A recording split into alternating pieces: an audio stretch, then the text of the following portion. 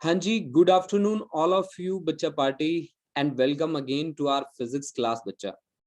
Students, आज हमारे सामने है last applications of Gauss law.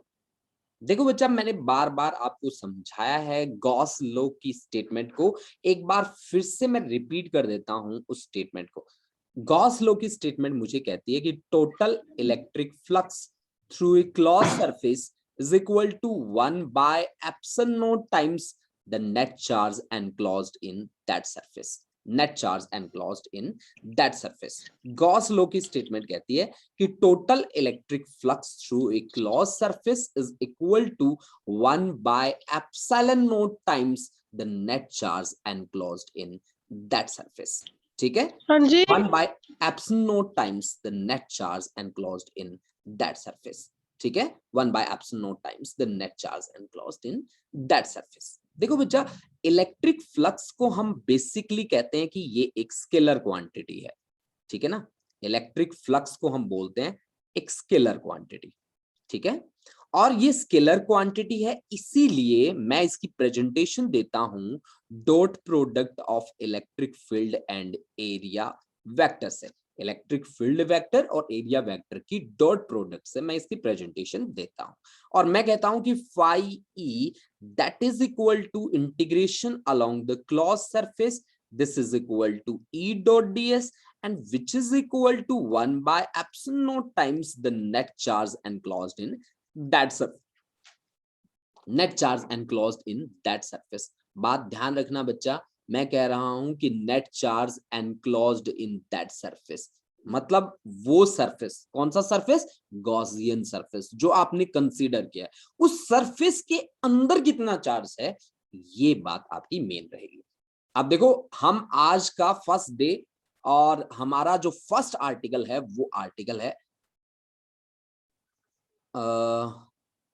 हाँ जी निशांत, मेरी आवाज तो बिल्कुल क्लियर आ रही है बच्चा। आपकी डिवाइस में कोई प्रॉब्लम हो गई होगी बच्चा। हाँ जी, मेरी आवाज प्रॉपर आ रही है बच्चों? प्लीज थम्स अप भेज दो बेटा। हाँ जी, ठीक है, मेरी आवाज तो प्रॉपर जा रही है बच्चे। ठीक है, हाँ जी, मेरी आवाज प्रॉपर जा रही है बच्चा ना? ओके ओके ओके निशांत, ठीक है।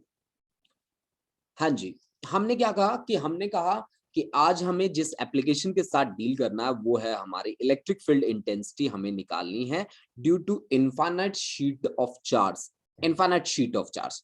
ठीक है, मान लीजिए कि मेरे पास इस तरह की एक शीट है, इस तरह का एक शीट है, इस तरह की, ठीक है, इस तरह की एक शीट है मेरे पास। ये देखिए, ये इस तरह की एक शीट है और इस शीट को मैंने पॉजिटिव चार्ज दिया है। ठीक है, ये मान लीजिए मेरी ये इस तरह की शीट है एक, और इस शीट को, इसके सरफेस पे मैंने पॉजिटिव चार्ज का यूनिफॉर्म डिस्ट्रीब्यूशन किया है, पॉजिटिव चार्ज का यूनिफॉर्म डिस्ट्रीब्यूशन किया है। ठीक है, ये इस तरह से, मतलब हमने यहां पे अगर एक शीट के सरफेस पे पॉजिटिव चार्ज का डिस्ट्रीब्यूशन किया है तो ऑफ कोर्स हमारे पास कॉन्सेप्ट आएगा किसका? सरफेस चार्ज डेंसिटी का, सरफेस चार्ज डेंसिटी का। और सरफेस चार्ज डेंसिटी को हम लोग सिग्मा से डिनोट करते हैं, and that sigma is charge per unit क्या? एरिया। ठीक है ना, सरफेस चार्ज डेंसिटी होती है कि चार्ज, कितना चार्ज आपने डिस्ट्रीब्यूट किया है कितने एरिया के लिए। ठीक है ना, तो that is surface charge density sigma, that is equal to charge upon area. अब मुझे गॉस लॉ का यूज करके इलेक्ट्रिक फील्ड इंटेंसिटी निकालनी है। मान लीजिए कि मुझे यहां से किसी पॉइंट P पे इलेक्ट्रिक फील्ड इंटेंसिटी निकालनी है, यहां से किसी पॉइंट P पे, मान लीजिए यहां किसी पॉइंट P पे मुझे, जैसे कि मैंने यहां पे किसी पॉइंट P पे मुझे इलेक्ट्रिक फील्ड इंटेंसिटी निकालनी है किसी पॉइंट P पे। तो देखो बच्चा, हम क्या कहते हैं कि गॉस लॉ जब हम यूज करते हैं तो हमें क्या मानना पड़ता है? गॉसियन सरफेस मानना पड़ता है। अब मान लो कि आप इस छोटे से एरिया, स्मॉल एरिया के कारण क्या निकालना चाहते हैं? यहां पॉइंट P पे इलेक्ट्रिक फील्ड इंटेंसिटी निकालना चाहते हैं। ठीक है, इस स्मॉल एरिया के कारण आप इलेक्ट्रिक फील्ड इंटेंसिटी निकालना चाहते हैं पॉइंट P पे। Then you have to consider a Gaussian surface. Gaussian surface कैसा होता है? जो पूरी तरह से बंद होता है, जो पूरी तरह से बंद होगा, ठीक है ना, जो पूरी तरह से एनक्लोज होगा। गॉसियन सरफेस क्या होता है? कंसीडर्ड सरफेस होता है, मतलब इमेजिनरी सरफेस होता है। कैसे ड्रॉ किया जाता है? ऐसे ड्रॉ किया जाता है कि वो चार्ज ऑब्जेक्ट को क्या कर जाए? कंप्लीटली एनक्लोज कर जाए। तो ये देखिए बेटा, अब जितना इफेक्ट उसका फ्रंट में होगा उतना ही इफेक्ट उसके बैक में भी हो, इस शीट के पीछे भी उतना ही फील्ड बनेगा। अब उतने ही डिस्टेंस पे एक पॉइंट आप कंसीडर कर लो। मान लीजिए आपने पॉइंट कंसीडर कर लिया यहां पे Q, ठीक है ना, यहां पे आपने एक पॉइंट कंसीडर किया, दैट पॉइंट इज Q, ठीक है। अब आप यहां पे किस तरह का सरफेस मानेंगे? एक गॉसियन सरफेस यहां पे भी आपको कंसीडर करना पड़ेगा। गॉसियन सरफेस कैसे होते हैं? इमेजिनरी सरफेस होते हैं। किस तरह से ड्रॉ किए जाते हैं? इस तरह से ड्रॉ किए जाते हैं कि वो चार्ज ऑब्जेक्ट को क्या कर लें? कंप्लीटली एनक्लोज कर ले। अब जितना क्रॉस सेक्शन P वाले पॉइंट पे बनेगा उतना ही क्रॉस सेक्शन Q वाले पॉइंट पे भी बनेगा। इलेक्ट्रिक फील्ड लाइंस जो हैं वो आपकी कुछ इस तरह से हैं कि यहाँ इलेक्ट्रिक फील्ड लाइंस इधर से निकल रही हैं और यहाँ इलेक्ट्रिक फील्ड लाइंस इधर से निकल रही हैं, ठीक है, यानी कि इधर इस तरह की डायरेक्शन, इस शीट के पीछे इस तरफ इलेक्ट्रिक फील्ड लाइंस की डायरेक्शन। अब देखो बच्चा, यहां मुझे क्या निकालना है? मुझे तो टोटल फ्लक्स निकालना है। अब इस एरिया के लिए मान लीजिए इसका एरिया कितना है? ds एरिया आपने मान रखा है, ds, इसका भी ds, और ये भी आपने ds, छोटे छोटे एरियाज आपने कंसीडर कर रखे, ठीक है जी। आपको निकालना है टोटल इलेक्ट्रिक फ्लक्स, और टोटल इलेक्ट्रिक फ्लक्स क्या होगा? Integration along the closed surface E dot ds। अब इस क्लोज को ओपन में कन्वर्ट कर लो। ओपन में कन्वर्ट करने के लिए आपका सरफेस वन को अलग लिखो, इसके लिए E डॉट ds अलग देखो आप, और सरफेस सेकंड के लिए E डॉट ds अलग देखो। सेकंड सरफेस कैसा है? फ्लैट सरफेस है, E डॉट ds, और थर्ड सरफेस के लिए अलग देख लो आप, E dot ds, E dot ds। अब सरफेस वन, सरफेस टू और सरफेस थ्री कौन कौन से सरफेस हैं? प्लीज आप देखिए उनको।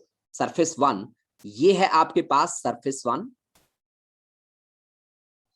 सरफेस वन, ये फ्लैट वाला जो सरफेस है पूरा का पूरा, ये सरफेस सेकंड सरफेस है, और ये जो है क्रॉस सेक्शनल सरफेस है, ये सरफेस नंबर 3 है, सरफेस नंबर 3, ठीक है, सरफेस नंबर 3। अब देखो बच्चा, अगर मैं तीनों जगह पे, मैंने एरिया की डायरेक्शन निकालने का तरीका सभी बच्चों को बता रखा है, मतलब इस क्रॉस सेक्शन का एरिया होगा तो इस एरिया की डायरेक्शन निकालने के लिए मुझे क्या करना पड़ेगा? ऑब्जर्वर को वहीं पे बैठा दो, ठीक है, ये देखो ये आपका ऑब्जर्वर है, ठीक है, दिख रहा है आपको, ये देखो ये आपका ऑब्जर्वर है। तो ऑब्जर्वर की डायरेक्शन में क्या करना होता है? नॉर्मल ड्रॉ करना होता है। आपने ऑब्जर्वर की डायरेक्शन में नॉर्मल ड्रॉ कर दिया तो वो नॉर्मल क्या रिप्रेजेंट करेगा? Direction of area. यहां से आपने नॉर्मल ड्रॉ कर दिया। अब दूसरी जगह आपने ऑब्जर्वर कहां बैठाना है? इस फ्लैट के लिए मान लो आपने यहाँ पे बैठा दिया ऑब्जर्वर, यहाँ पे, ठीक है, ये अब आपका ऑब्जर्वर बैठ गया फ्लैट सरफेस को ऑब्जर्व करने के लिए, समझ रहे हैं आप, ये यहाँ बैठा है, ठीक है। तो अब आपको नॉर्मल कहाँ ड्रॉ करना पड़ेगा? ऑफ कोर्स इस फ्लैट सरफेस के लिए नॉर्मल इसी की डायरेक्शन में। अब देखो यहां से ध्यान से, इलेक्ट्रिक फील्ड की डायरेक्शन कौन सी है? इलेक्ट्रिक फील्ड की तो ये वाली डायरेक्शन है, और नॉर्मल की डायरेक्शन नीचे वाली है, यानी कि एंगल इनके बीच में कितना बन गया? Of course 90 degree. तीसरे में ऑब्जर्वर कहां बैठाना है आपको? ऑब्जर्वर बैठाना एरिया की डायरेक्शन में, यहां ऑब्जर्वर बैठा है अब आपका, ये देखो बेटा ये ऑब्जर्वर बैठा है, ठीक है। अब ऑब्जर्वर की डायरेक्शन में आपको नॉर्मल ड्रॉ करना होता है इस सरफेस पे, ये नॉर्मल। तो यहाँ पे इलेक्ट्रिक फील्ड और नॉर्मल दोनों की सेम डायरेक्शन है। ये थर्ड सरफेस पे नॉर्मल था, ठीक है, थर्ड सरफेस पे नॉर्मल, ये इलेक्ट्रिक फील्ड की डायरेक्शन, ठीक है। ये सेकंड सरफेस का नॉर्मल, और यहाँ पे ये इलेक्ट्रिक फील्ड की डायरेक्शन, ठीक है। और ये आपका फर्स्ट सरफेस पे नॉर्मल, और ये आपकी इलेक्ट्रिक फील्ड की डायरेक्शन, ये इलेक्ट्रिक फील्ड की डायरेक्शन। यानी कि मैं क्लियरली क्या देख पा रहा हूं कि फर्स्ट सरफेस के लिए एंगल E और ds के बीच में कितना है? 0। सेकंड सरफेस के लिए एंगल E और ds के बीच में कितना है? 90। और थर्ड के लिए कितना है? 0। तो आपको पता है कि dot product of two vectors is defined as product of their magnitude with cos of angle between them. First surface के लिए 0 है बेटा, ठीक है, E और ds के बीच, ये देख लो normal to ds and electric field are in same direction, what it mean कि angle between them is 0 degree. Plus second surface के लिए, सेकंड सरफेस के लिए ई और डीएस के बीच एंगल है बेटा 90 डिग्री। ई और डीएस के बीच, ये ध्यान से देखिए, यहां से ई और डीएस के बीच एंगल कितना है, ये 90 डिग्री है। और थर्ड सरफेस के लिए देखिए बेटा, थर्ड सरफेस के लिए अगर ध्यान से देखें तो ई और डीएस दोनों सेम डायरेक्शन में है, सेम डायरेक्शन में, तो जीरो। कॉस 90 डिग्री की वैल्यू होती है बच्चा जीरो, और कॉस जीरो की वैल्यू होती है 1।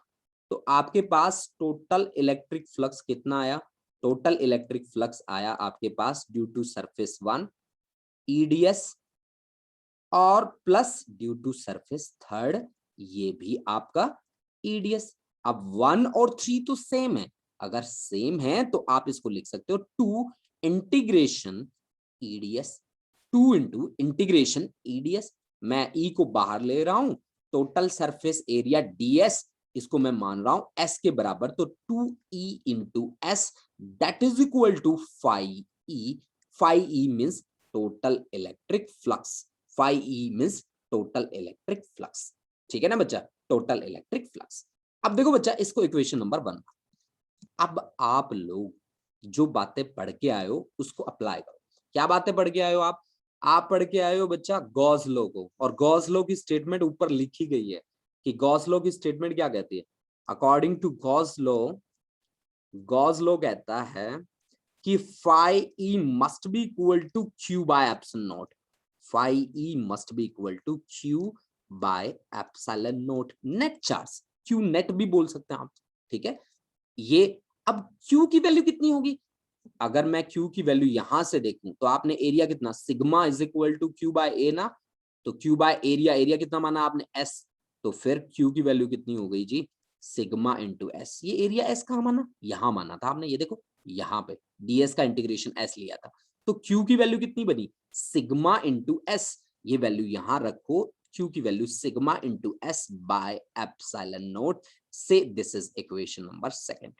इक्वेट कर लो बच्चा 1 एंड 2 को, इक्वेट करते ही आपके पास क्या रिजल्ट आएगा देखिए, इक्वेट 1 एंड 2, 1 एंड 2 को इक्वेट कीजिए बच्चा, 1 एंड 2, 1 एंड 2 को जब आप इक्वेट करेंगे तो आपके पास 2e into s becomes equal to sigma into S by epsilon naught, s से एस कैंसिल हो गया, इलेक्ट्रिक फील्ड इंटेंसिटी हमारे पास बन गई sigma upon 2 epsilon naught, sigma upon 2 epsilon naught, ठीक है ना बच्चा। तो this is the final result for electric field intensity due to infinite sheet of charge. मतलब अगर हमें सिंगल इनफाइनाइट शीट दे रखी है तो उसके कारण इलेक्ट्रिक फील्ड इंटेंसिटी की वैल्यू होगी सिग्मा बाय 2 एप्सिलॉन नोट, जिसमें सिग्मा है surface charge density, epsilon naught है absolute permittivity of free space, जिसकी वैल्यू होती है 8.85 into 10⁻⁻12। तो आज मेरे पास जितने बच्चे हैं मैं अटेंडेंस बोल लेता हूँ, ठीक है, आपकी अटेंडेंस लग रही है बेटा, साथ साथ ये बात आप ध्यान रखना, ठीक है।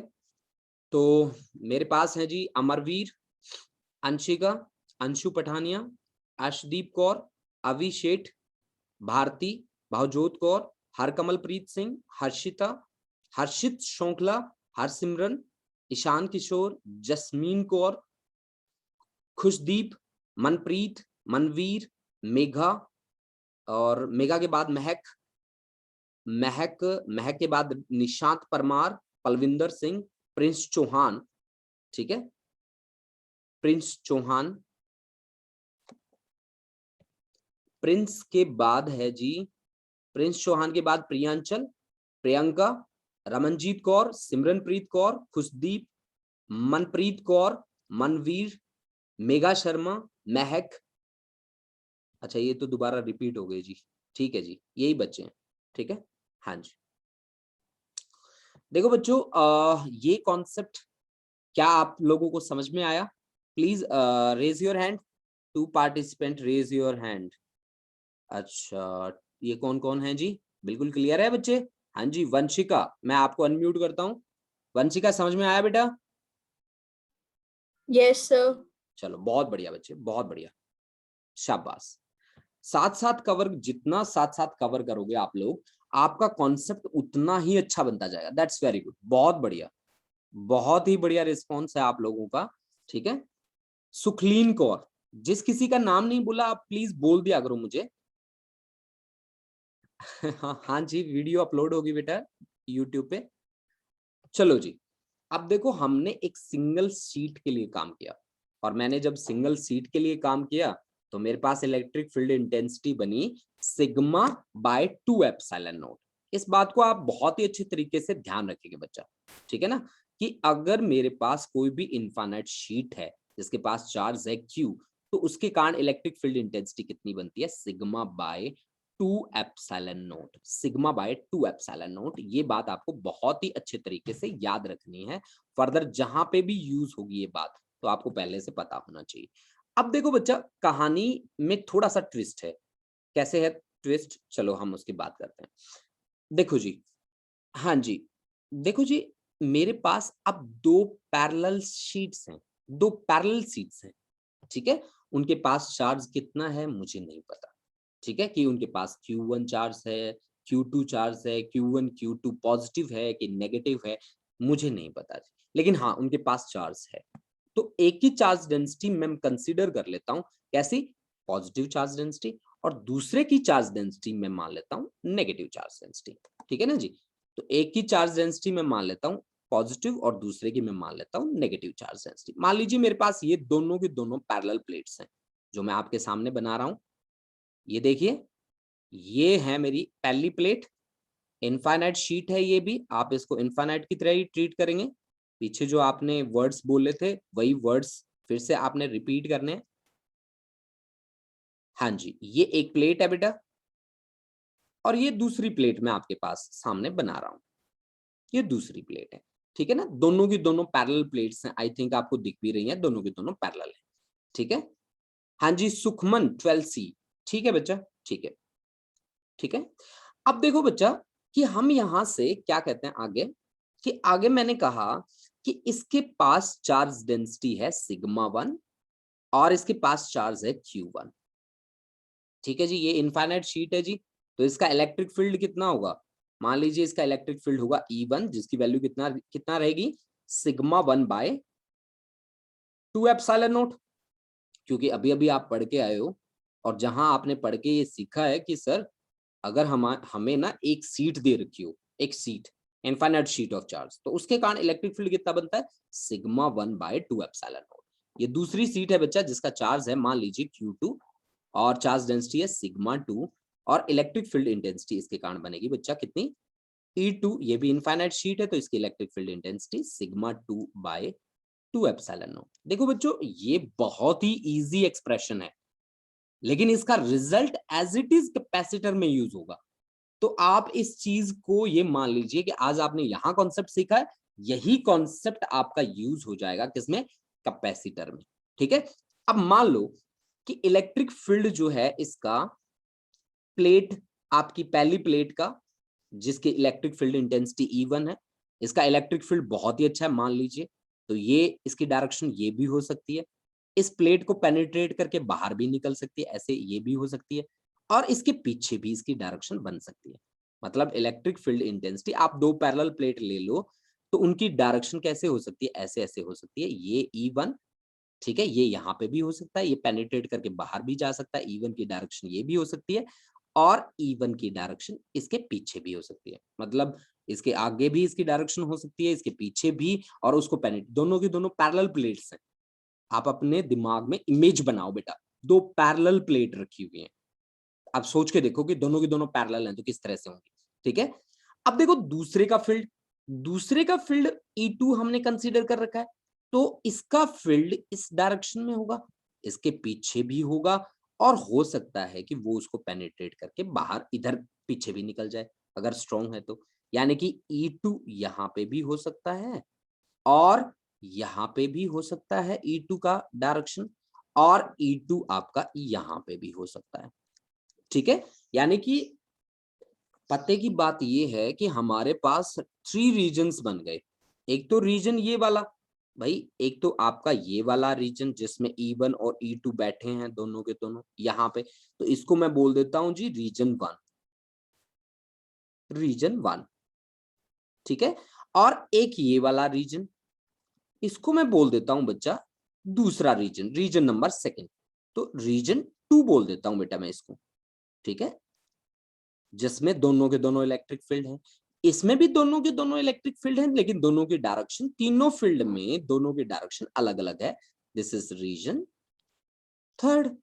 अब देखो बच्चा, जिसकी डायरेक्शन हो इधर, जिसमें एरो लगाओ ऐसे, उसकी वैल्यू ले लो बेटा नेगेटिव, और जिसमें एरो लगाओ इस डायरेक्शन में, उसकी वैल्यू ले लो बेटा पॉजिटिव। तो रीजन वन में आप मेरे को इलेक्ट्रिक फील्ड बताएंगे सभी बच्चे। Electric field in region one, दोनों की डायरेक्शन नेगेटिव है, तो से -E1, ठीक है, और माइनस क्या E2, -E1 -E2। तो E1 और E2 की वैल्यूज रख दीजिए। माइनस ऑफ E1 की वैल्यू है σ1/2 एप्सिलॉन नॉट, और माइनस ऑफ σ2/2 एप्सिलॉन नॉट। तो यहां से कॉमन आ रहा है -1/2 एप्सिलॉन नॉट कॉमन आ रहा है, अंदर बचेगा σ1 प्लस σ2 से। दिस इज इक्वेशन नंबर 1, ठीक है ना जी। अब इसी बात को फॉलो करना आपने सेकंड रीजन में। सेकंड रीजन में जाओ बच्चा पार्टी। सेकंड रीजन में आप ध्यान से देखो तो E1 तो पॉजिटिव डायरेक्शन में है, और E1 किस डायरेक्शन में है, नेगेटिव डायरेक्शन में। तो E1 की वैल्यू और E2 की वैल्यूज रखो σ1/2 एप्सिलॉन नॉट और माइनस σ2/2 एप्सिलॉन नॉट। तो जो कॉमन आ रहा है वो कॉमन लो, 1/2 एप्सिलॉन नॉट कॉमन आ रहा है, अंदर बचेगा σ1 माइनस σ2।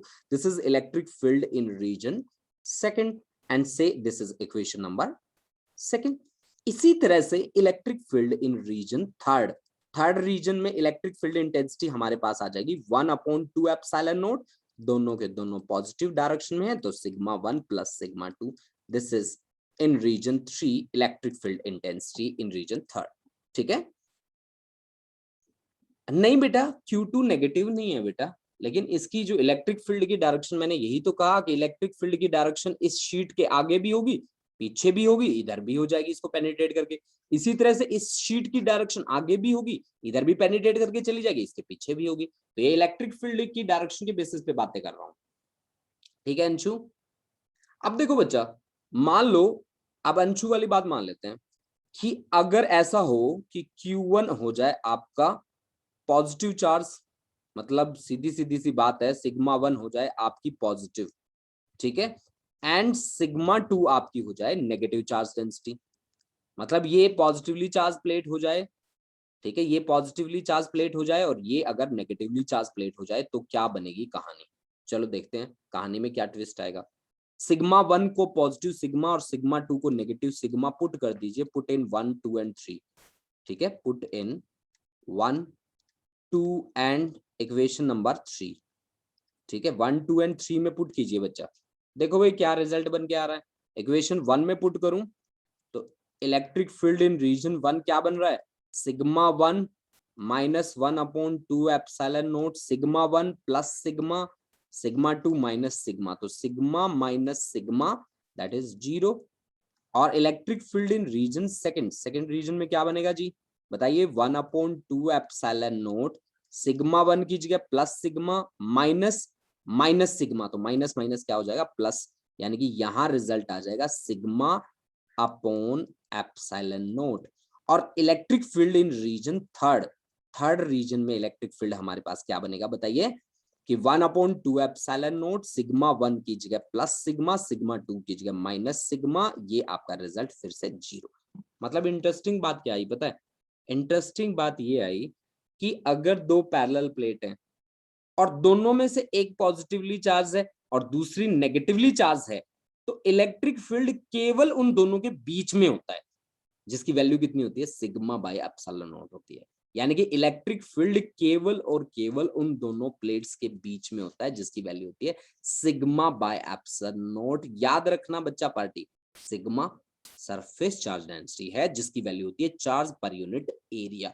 ऐसी ऐसी बातें साथ साथ नोट करते रहा करो बेटा, जब भी आपको ऐसी बातें सीखने को मिलती है प्लीज उसे नोट कर लिया करो, ताकि आप कभी उसको भूलो ना, ठीक है। अब ये बताओ ये कॉन्सेप्ट कितने बच्चों का क्लियर है, कितने बच्चों को डाउट है। जिनको डाउट है प्लीज मैसेज कर दो, जिनका क्लियर है थम्स अप भेज दो फटाफट से। फिर हम आगे बढ़ेंगे नेक्स्ट आर्टिकल पे, और नेक्स्ट आर्टिकल डिफरेंट होगा, इससे हटके होगा, क्योंकि हमने गॉस लॉ की एप्लीकेशंस पूरी कर दी हैं, और अब हम चलेंगे इलेक्ट्रिक पोटेंशियल पे, सीधी सी बात, ठीक है। तो आज अब हम जो नेक्स्ट लेने वाले हैं वो लेने वाले हैं इलेक्ट्रिक पोटेंशियल को, कि पोटेंशियल क्या चीज होता है, किस किस तरह से वर्क करता है, हम यहाँ कैसे काम करेंगे, सब कुछ बातें हम पढ़ेंगे। ठीक है, तो चलो बच्चा फटाफट से बताते जाओ भाई मेरे को। मैं सुखलीन क्लियर है, अंशु थैंक यू बेटा, थैंक यू, अमरवीर क्लियर है। हाँ जी, और भी बच्चे मैसेज करते रहा करो बेटा, यहाँ बहुत सारे बच्चे बैठे हैं मेरे पास। ठीक है, प्लीज भेजते रहो। Sir there are separate or in one only. एक मिनट मैं मैसेज पढ़ लूं भाई आपका। Priyanka sir these are separate or in one only. क्या दीज आर सेपरेट मतलब, मैं समझा नहीं। हाँ जी बेटा, आप एक बार अनम्यूट हो जाओ, अनम्यूट होके बता दो आप मेरे को, मैं अनम्यूट करता हूँ आपको। हाँ जी, अनम्यूट कर लो चाहे आप अपने आप को, और फिर बताओ आप क्या पूछना चाहते हो। आपकी जो प्लेट्स थी वो विदाउट लिया था ना, कि कोई पॉजिटिव नहीं है और कोई नेगेटिव नहीं है। हाँ जी, हाँ जी। तो आपने जो लास्ट में किया है वो तो साइन लेकर किया ना, कि एक पॉजिटिव है और एक नेगेटिव है। बच्चा वो स्पेशल केस है ना, वो स्पेशल केस है बेटा, वो केस स्टडी है बच्चा। हमने वहां पे लिखा है स्पेशली इफ, अगर ऐसा हो तो। समझ गए आप। तो सर जो फर्स्ट वाला था उसका जो रिजल्ट था वो कौन सा था? नहीं, उसमें हमारे पास चार्जेस डिफाइंड नहीं थी, डिफाइंड वैल्यू नहीं थी Q1 और Q2 की। ठीक है, तो हम एक्चुअल में परफॉर्म तो करते हैं अनडिफाइंड के लिए। बाद में हमारे पास चार्ज पॉजिटिव दे रखा है कि नेगेटिव दे रखा है कि दोनों पॉजिटिव दे रखे हैं, वो उन बात पे डिपेंड करेगा। ठीक है, समझ रहे हैं आप। ओके सर, हाँ जी, हाँ जी, हाँ जी। Thank you. देखो बेटा, जब आप स्टार्टिंग में काम कर रहे हो तो Q1 Q2 को अनडिफाइंड लेके चल रहे हो। जब लास्ट में मैंने एक स्पेशल केस किया, वो स्पेशल केस में मैंने कहा कि अगर आपकी चार्ज डेंसिटी सिग्मा 1 पॉजिटिव हो जाए और सिग्मा 2 नेगेटिव हो जाए तो क्या असर पड़ने वाला है उस चीज का, वो ये बात थी। ठीक है ना बच्चा। अब देखो बेटा, नेक्स्ट हम स्टार्ट करते हैं बच्चों इलेक्ट्रिक पोटेंशियल का आर्टिकल। बहुत ही ज्यादा इंपॉर्टेंट आर्टिकल है। इलेक्ट्रिक पोटेंशियल को हम पढ़ेंगे, इक्विपोटेंशियल सरफेसेस को हम पढ़ेंगे, potential due to electric dipole पढ़ेंगे, पोटेंशियल डिफरेंस पढ़ेंगे, क्या चीज होती है, क्या क्या उनके फिजिकल मीनिंग्स होते हैं, ये सारी की सारी बातें अभी हम पढ़ने वाले हैं। तो देखो बच्चा, पोटेंशियल कितने बच्चों को डेफिनेशन याद है? ठीक है, ठीक है। हाँ जी, कितने बच्चों को इलेक्ट्रिक पोटेंशियल की डेफिनेशन याद है? प्लीज आप मेरे को मैसेज भेज दीजिए जिन जिन बच्चों को याद है, ताकि मुझे पता चले भाई हाँ जी ये बच्चे हैं पहले से जानते हैं इलेक्ट्रिक पोटेंशियल की डेफिनेशन, क्योंकि आप 10th क्लास में करके आए हो। इलेक्ट्रिक पोटेंशियल की डेफिनेशन और पोटेंशियल डिफरेंस भी हम बात करेंगे उस पर भी। हाँ जी, अच्छा कुछ कुछ मैसेजेस मेरे पास आए हैं, तो उनका मैं रिस्पॉन्स चेक कर लेता हूँ कि क्या रिस्पॉन्स है। ठीक है, देखिए जी, मैं मैसेज चेक करता हूँ। इलेक्ट्रिक पोटेंशियल किस किस बच्चे को पता है? हाँ जी, it is the amount of work done per unit test charge. Mehak, that's very good. Nishant, I know, very good. Priyanka, amount of work done need to move a unit charge, that's very good. ठीक है, यानी कि इसका मतलब है मेरे बच्चों को पहले से ही वो इसके बारे में जानते हैं। ठीक है ना, तो स्टार्ट करते हैं फिर। अगर आप जानते ही हैं तो इस जानकारी को थोड़ा सा आगे लेके चलते हैं और देखते हैं कि क्या क्या रिजल्ट्स हमारे बनेंगे। चलो जी, मेरे पास है जी electric potential. Electric potential, Gauss law की जो एप्लीकेशंस थी वो हमने कंप्लीट कर दी हैं। अब हम बढ़ रहे हैं एक नए आर्टिकल की ओर, and that article is electric potential. ठीक है, इलेक्ट्रिक पोटेंशियल, गॉस लॉ पे बेस्ड जो न्यूमेरिकल थे वो हमने सेकंड लेक्चर में कंप्लीट करे थे। ठीक है, आप प्लीज थोड़ा सा वर्क और कर लीजिए उन पे। मैं आज असाइनमेंट शेयर कर दूंगा एक, तो वो असाइनमेंट कंप्लीट करेंगे सभी बच्चे। और असाइनमेंट जो जो बच्चा कंप्लीट करता है प्लीज पीडीएफ बना के मेरे को भेज दिया करो। अमरवीर का भी आ गया आंसर कि amount of work done to move electric charge from infinity to that point, that very good, that's very. देखो बेटा, इलेक्ट्रिक पोटेंशियल को मैं कैसे डिफाइन करता हूँ? पोटेंशियल को डिफाइन करने के लिए देखो, पोटेंशियल का क्या मतलब होता है, एक्चुअल में पोटेंशियल का कॉन्सेप्ट कब आता है, क्यों आता है, चलो इस पे बात करते हैं। देखो जी, आप अर्थ के सरफेस पे खड़े हो, आप अर्थ के सरफेस पे खड़े हो, और ये है आपका मास। मान लीजिए आपका मास है जी m के इक्वल। ठीक है, आप इसको कुछ हाइट पे लेके गए। ठीक है ना, मान लीजिए आप हाइट h पे लेके गए, ठीक है ना, इसी मास को, ठीक है, तो यानी कि जब इसको हाइट h पे लेके गए तो आप अगेंस्ट द ग्रेविटी चले, ग्रेविटी के अगेंस्ट आप चले, तो ग्रेविटी के अगेंस्ट आप चले तो आपके पास आई ग्रेविटेशनल पोटेंशियल एनर्जी, जिसकी वैल्यू है जी mgh के इक्वल, ग्रेविटेशनल पोटेंशियल एनर्जी जिसकी वैल्यू है mgh के इक्वल। मतलब ये चीज कब हुई, ये चीज तब हुई ना जब आप ग्रेविटी के अगेंस्ट चले, तो ग्रेविटी के अगेंस्ट चले तो आपके पास क्या आया, पोटेंशियल एनर्जी आई। तो यहाँ पे पोटेंशियल कब आएगा, अगेंस्ट चलोगे। मतलब अगर मान लीजिए कि आपके पास एक पॉजिटिव सोर्स है इस तरह का, मान लीजिए ये आपका एक पॉजिटिव सोर्स है, इस तरह का आपके पास एक चार्ज है, ठीक है ना जी, ये आपके पास पॉजिटिव सोर्स, अगर आप इसके अगेंस्ट चलते हैं ना तब भी आपके पास इलेक्ट्रिक पोटेंशियल का कॉन्सेप्ट आता है, अदरवाइज पोटेंशियल का कॉन्सेप्ट नहीं आएगा। मान लीजिए कि ये पॉजिटिव, ये मान लीजिए मैं सोर्स चार्ज की तरह ट्रीट कर रहा हूं इसको, और ये बैठा है मेरा इंफिनिटी पे, ये जो सोर्स चार्ज है ये है मेरा पॉजिटिव सोर्स चार्ज, ठीक है, और यहाँ इनफाइनाइट डिस्टेंस पे बैठा है मेरे पास क्यू नॉट, जो मेरा पॉजिटिव है और बहुत स्मॉल है, वेरी वेरी स्मॉल, ठीक है ना, पॉजिटिव भी है, बहुत बहुत स्मॉल है। तो यानी कि जब मैं इस चार्ज को इस चार्ज के अगेंस्ट लेके जाऊंगा ना तब भी इलेक्ट्रिक पोटेंशियल का कॉन्सेप्ट आएगा, अदरवाइज नहीं आएगा। मतलब यहाँ पे अगर नेगेटिव बैठा होता और मैं इस छोटे से पॉजिटिव को लेके जाता ना तो पोटेंशियल का कॉन्सेप्ट नहीं आता। ये पॉजिटिव है, ये पॉजिटिव है तो पोटेंशियल का कॉन्सेप्ट आएगा, यहाँ नेगेटिव होता है, ये भी नेगेटिव होता तो पोटेंशियल का कॉन्सेप्ट होता। ठीक है, आप समझ रहे हैं मेरी बात, यानी कि अगर आप अगेंस्ट जाते हैं तब भी ये कॉन्सेप्ट आपके सामने आते हैं, अदरवाइज ये कॉन्सेप्ट आपके सामने नहीं आते। ठीक है जी, अब मैं कहता क्या हूं, पोटेंशियल का क्या मतलब कहता हूं, मैं कहता हूं कि अमाउंट ऑफ वर्क डन, सीधी सी बात है, amount of work done. Work का क्या मतलब होता है, energy, work is a kind of energy, जिसको मैं एनर्जी से भी रिलेट करूंगा, देखना आप, ठीक है, amount of work done in displacing a test charge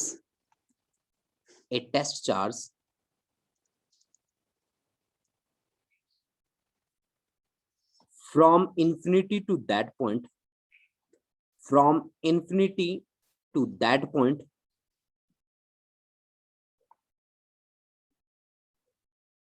without acceleration, without acceleration, without acceleration। ठीक है, हमने क्या कहा कि this is the amount of work done in displacing a test charge from infinity to that point. That point का क्या मतलब है, दैट पॉइंट का मतलब है the point which lies in electric field, the point which lies in electric field, which lies in electric field, electric field, the point which lies in electric field। मान लीजिए यहाँ पे कोई पॉइंट हम मान लेते हैं, P पॉइंट मान लेते हैं, ठीक है, जो यहाँ से सोर्स चार्ज जो O पे बैठा है, यहाँ से कितने डिस्टेंस पे लाई करता है, मान लीजिए R डिस्टेंस पे लाई करता है, OP is equal to R हमने मान लिया। अब देखिए बेटा कि विदाउट एक्सेलरेशन, एक्सेलरेशन मतलब एक्सेलरेशन हमारा क्या है, जीरो है। अब एक्सेलरेशन जीरो दो कंडीशन में होता है, या तो ऑब्जेक्ट हमारा रेस्ट में हो, या फिर एक्सेलरेशन क्या चीज होती है, v minus u upon t, v final velocity minus initial velocity divide by time, that is equal to zero. यानी कि इसका मतलब क्या हुआ, इसका मतलब हुआ कि v minus u is equal to zero, यानी कि v is equal to u, यानी कि फाइनल वेलोसिटी अगर इनिशियल वेलोसिटी के बराबर हो जाए तो भी एक्सेलरेशन जीरो होता है। मतलब वेलोसिटी हमारी क्या हो जाए, यूनिफॉर्म हो जाए तो भी हमारा एक्सेलरेशन क्या रहता है, जीरो रहता है। मेरी बात क्लियर है, ठीक है जी। अब देखो बच्चा, मैं इस टेस्ट चार्ज को, मैंने क्या कहा कि amount of work done in displacing a charge from infinity to that point without acceleration. Potential को हम v से डिनोट करते हैं, this is work done from infinity से लेकर कितने डिस्टेंस तक जाना है, r डिस्टेंस तक जाना है p पॉइंट पे, ठीक है, पर यूनिट किसको लेके जाना है, टेस्ट चार्ज को लेके जाना है, तो per unit test charge, that test charge is q naught. ठीक है, अब एक्सप्रेशन करते हैं इसका, पोटेंशियल निकालते हैं, ठीक है, और चेक करते हैं कि उसकी क्या वैल्यू आती है। ठीक है जी, चलो स्टार्ट करते हैं। देखो भाई बच्चा, सबसे पहले मैं इसको यहाँ से लेके चला और चलते चलते मैं यहाँ पहुंच गया। यहाँ पहुंचा मैं किसी पॉइंट ए पे। अब ए जो पॉइंट था वो यहाँ से लाई करता था कितने डिस्टेंस पे, मान लीजिए यहाँ से लेकर यहाँ तक का जो डिस्टेंस है वो मैं कंसिडर कर लेता हूँ एक्स के इक्वल। ठीक है जी, ये मैं मान लेता हूँ यहाँ से लेकर यहाँ तक का, इन दोनों के बीच का जो सेपरेशन है वो है एक्स। एक्स तो एक्स डिस्टेंस पे Q और Q नोट के बीच फोर्स कितनी लगेगी, तो वो है F इज इक्वल टू के Q नोट डिवाइड बाय क्या, एक्स स्क्वायर। इतनी फोर्स लगेगी। अब फोर्स लगेगी तो यूनिफॉर्म तो वो नहीं चल पाएगा, तो मतलब यूनिफॉर्म चलाना है तो नेट फोर्स को 0 करना पड़ेगा। आप ये वाला चार्ज इस चार्ज को किस डायरेक्शन में धक्का मार रहा है, इस डायरेक्शन में धक्का मार रहा है, इस डायरेक्शन में। आपको चलना किस डायरेक्शन में, इस डायरेक्शन में। तो कम से कम इस इंस्टेंट पे इतनी फोर्स लगानी पड़ेगी आपको ए से लेकर बी तक चलने के लिए। मान लो ए बी के लिए आपने डिस्प्लेसमेंट किया dx, आप डिस्प्लेसमेंट करते हैं इस डायरेक्शन में, ये फोर्स लगा रहा है अपोजिट डायरेक्शन। इसका मतलब कि यहाँ पे जो dw होगा that should be f dot dx, force और डिस्प्लेसमेंट की डॉट प्रोडक्ट।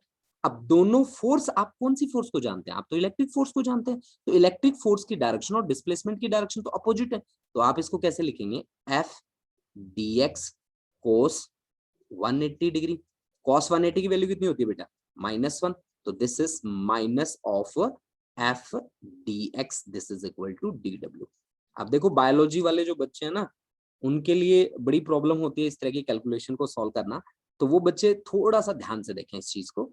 देखो बेटा, मेरे पास dw का इंटीग्रेशन मुझे करना है, ठीक है, तो that is equal to minus sign बाहर लिख लीजिए, f dx, यानी कि वेरिएशन किसमें, x में।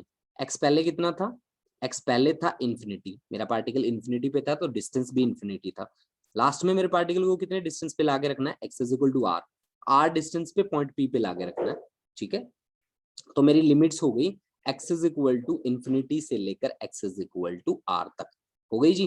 तो dw का इंटीग्रेशन हो गया बच्चा पार्टी, कितना, w that is equal to minus of integration f की वैल्यू कितनी है, k q naught divide by x की पावर 2 और इनटू dx, जहां पे x है आपका कहां से लेकर कहां तक, इन्फिनिटी से लेकर x is equal to r तक। अब आप किसके विद रिस्पेक्ट काम कर रहे हो, विद रिस्पेक्ट टू x काम कर रहे हो। ठीक है, तो आपके पास फिर वर्क डन कितना आ जाएगा, वर्क डन आ जाएगा minus k q note, integration में है आपके पास 1 बाय एक्स का पावर 2 और इंटू डी एक्स, एक्स कहां से कहां तक, x is equal to infinity से लेकर x is equal to r तक आपने इंटीग्रेट करना। इंटीग्रेट करने का क्या तरीका है इसका, ये वाली टर्म एक बार बाहर ही रख लो, इसको इंटीग्रेशन को सोल्व कर लेते हैं। इंटीग्रेशन में x की पावर -2 और dx आ जाएगा। ठीक है, लिमिट है इन्फिनिटी से लेकर r तक, तो फिर w is equal to minus k q naught, x की पावर जितनी भी है उसमें 1 ऐड करना होता है, इंटीग्रेशन का रूल होता है, और जितनी ऐड हुई है वो नीचे जाती है, -2 + 1, बॉक्स बनाओ, लिमिट रख दो इसमें, लिमिट कहां से कहां तक, इन्फिनिटी से लेकर r तक। अब बेटा -2 + 1 कितना होगा, -1, तो माइनस माइनस क्या हो जाएगा, प्लस के क्यू नोट, के क्यू नोट x की पावर -1, लिमिट है इन्फिनिटी से लेकर r तक, यानी कि आपके पास बना के क्यू नोट, x की पावर -1 का मतलब है 1/x इन्फिनिटी से लेकर r तक। लिमिट पुट करने का तरीका होता है बेटा upper limit minus lower limit, तो w इज इक्वल टू के क्यू नोट, x की जगह पे r minus lower limit infinity, upper limit minus lower limit, तो 1/इन्फिनिटी 0 होता है, तो आपके पास वर्क डन आ गया के q naught divide bye r, this is the work done. बच्चा पार्टी एक बात हमेशा याद रखिए कि वर्क डन किसके इक्वल होता है, वर्क डन होता है एनर्जी के बराबर, तो this is electric potential energy. Electric potential energy आपके पास कितनी आ गई, k q naught divide by r के इक्वल आ गई। इस एक्सप्रेशन को बहुत ही अच्छे तरीके से नोट कर ले। अब हमारी डेफिनेशन क्या कहती है कि बाय डेफिनेशन पोटेंशियल क्या चीज होगा भाई, by definition V is equal to W upon q naught, W upon q naught. तो ये बन गया आपके पास Q/R। अब मैं आपको एक बात बता दूं कि वर्क डन एक स्केलर क्वांटिटी होती है और चार्ज भी एक स्केलर क्वांटिटी होती है, तो पोटेंशियल भी क्या होता है, स्केलर क्वांटिटी होता है बेटा। नंबर एक बात, स्केलर क्वांटिटी होता है ये, ठीक है, नंबर एक बात। दूसरा, इलेक्ट्रिक वर्ड अगर आ गया है तो 100% श्योर है ये भी कंजर्वेटिव नेचर का है। कंजर्वेटिव का क्या मतलब होता है कि ऐसी फोर्सेस जिनमें वर्क डन पाथ पे डिपेंड नहीं करता, ये इनिशियल और फाइनल पोजीशन पे डिपेंड करता है, यानी कि इसका कैसा नेचर है, कंजर्वेटिव नेचर है।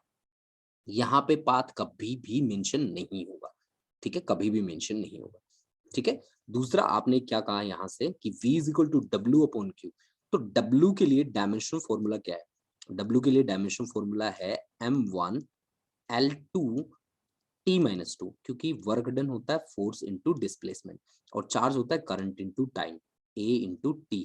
तो ये आपके पास बन गया M1 L2 और T-3 और A-1। This is dimensional formula for electric potential. Electric potential के लिए डायमेंशनल फॉर्मूला बन गया M1 L2 T-3 और A-1। तो बताइए बच्चा पार्टी, जितने भी बच्चे बैठे हैं यहाँ पे, किस किस को समझ में आया, किसी को डाउट है तो बोलते जाइए फटाफट से, ठीक है। और जिसको समझ में आ गया वो मैसेज कर दो मेरे को फटाफट से। हाँ जी, क्लियर है अमरवीर, वेरी गुड, बहुत बढ़िया। Anshu, that's very good.